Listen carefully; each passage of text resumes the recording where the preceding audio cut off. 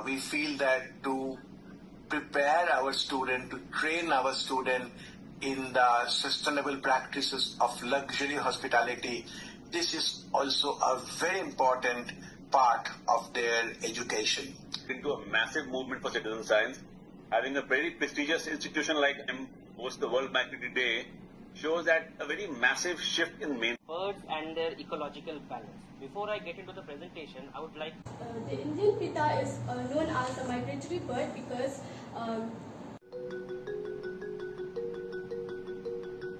bright and elegant, their splendor fills the skies. We share our planet with over 10,000 species.